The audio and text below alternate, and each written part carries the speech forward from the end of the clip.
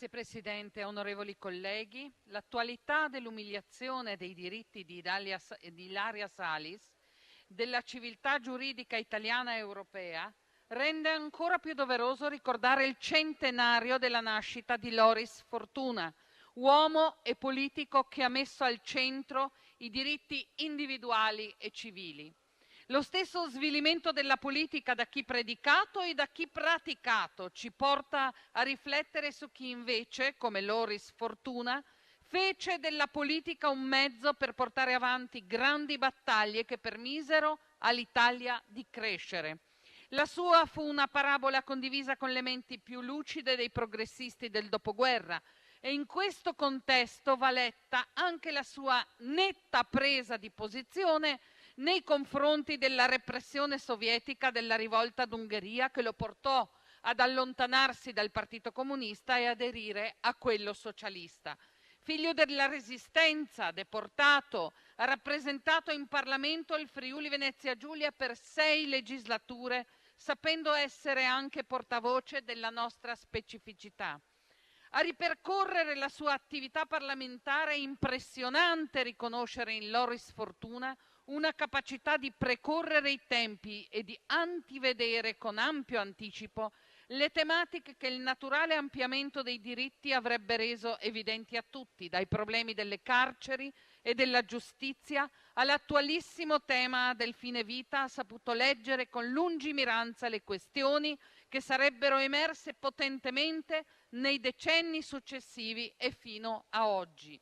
Nobile espressione del riformismo laico e radicale, Fortuna capì che la comunità nazionale slovena del Friuli Venezia Giulia è parte integrante della nostra specificità. È del 1971 la sua proposta di legge, la prima che pose le basi per una discussione seria in Parlamento durata 30 anni. È un atto democratico di grande rilievo, scriveva Fortuna, è una necessaria dimostrazione di civiltà e di fraterna convivenza di popoli che pacificamente lavorano e collaborano nell'ambito dello Stato. Le sue erano battaglie per i diritti e per il diritto e le sue iniziative politiche si integrano perfettamente nel cammino dell'Italia verso la modernità. Il diritto al divorzio, fino ad allora appannaggio di chi poteva seguire altre strade per sciogliere un matrimonio.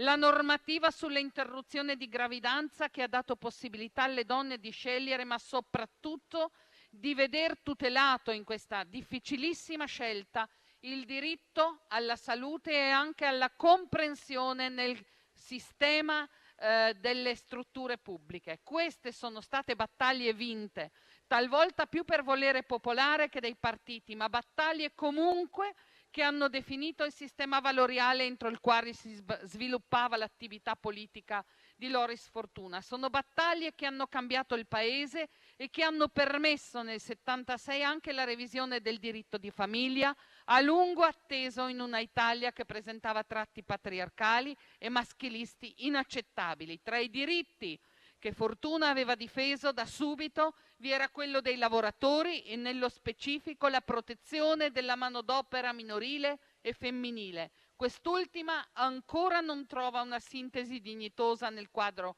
complessivo del nostro ordinamento.